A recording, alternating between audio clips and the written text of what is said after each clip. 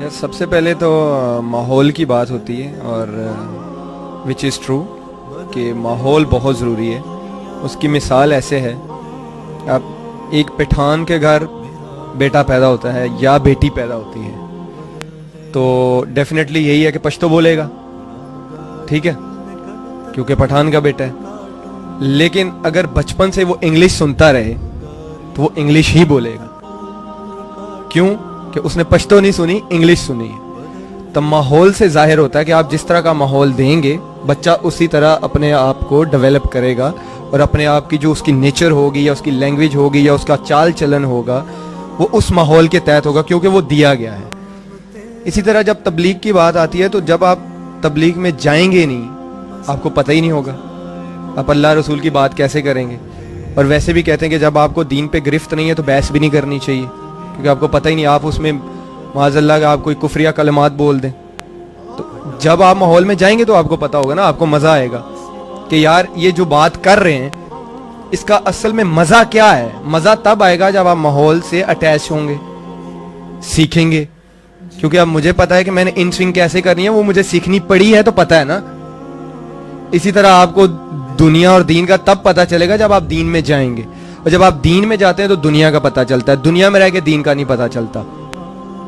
یہ بہت بڑی ایک ایگزامپل ہے. آپ بے شک ایم اے کر لیں لیکن ایک آپ کسی عالم دین کو بٹھا دیں، ایم اے پڑھا اس کے سامنے کچھ بھی نہیں ہے.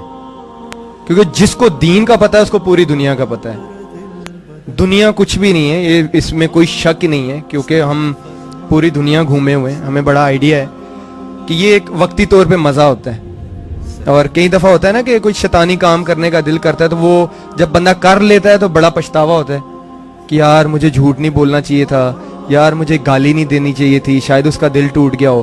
تو وہ 2-4 دن کا جو مزہ ہوتا ہے وہ اتنا ہی رہتا ہے، لیکن جو دین کا مزہ ہے یہ قیامت تک رہتا ہے، اور اس کے مزے ملتے رہتے ہیں مرنے کے بعد بھی. تو اسی طرح جیسے بھائی نے بات کی، کیونکہ میں مولانا صاحب سے بھی ملا، تو مجھے جہاں تک میں نے دیکھا ہے، آبزرو کیا ہے کہ ان کو دنیا کی لالچ نہیں ہے. اور اگر ہم سے ملتے ہیں تو ہمیں یہ تو نہیں کہتے کہ جا کے ایڈ کرو یا ایڈ میں جا کے میرا نام لے لو. یہی کہتے ہیں کہ اللہ رسول کی باتیں کرو، نماز پڑھو، دین کی طرف آؤ. اس میں کس کا فائدہ ہے؟ اگر سوچا جائے اینڈ آف دا ڈے تو کس کا فائدہ ہے؟ دنیا میں رہ کے بھی اور مرنے کے بعد کس کا فائدہ ہے؟ میرا فائدہ ہے. تو ثابت یہ، کیونکہ دنیا میں یہ ہے، کیونکہ ایز اے کرکٹر یہ میں بات کرتا ہوں، دنیا کی فیلڈ میں جو دکھتا ہے وہ بکتا ہے. یہاں پہ چڑھتے سورج کو سلام ہے. دنیا کے لحاظ سے بات کرو تو دنیا کو مطلب سے لالچ ہے. میرے طرف دنیا کے کام سے کوئی آئے گا تو اس کو کوئی مطلب ہوگا تو آئے گا، ورنہ نہیں آئے گا.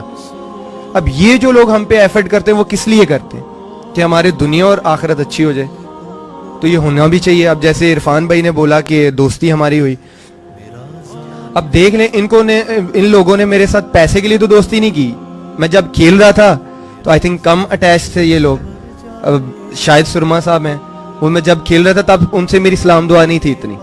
کھیلنے کے بعد وہ زیادہ میرے کلوز ہوئے. تو اس کا مطلب ان لوگوں کو دنیا سے کوئی لالچ نہیں ہے. اگر ہم یہ کام کرتے ہیں تو ان کو بھی فائدہ ہے، کیونکہ آپ جب کوئی اللہ اور اس کے رسول کا پیغام دیتے تو اللہ آپ سے بھی خوش ہوتا ہے. اگر میں آپ کو نماز کا بولتا ہوں تو وہ میرے سے بھی خوش ہوگا کہ یار اس نے ایفرٹ کی. تو اس سے دونوں لوگوں کا فائدہ ہو گیا.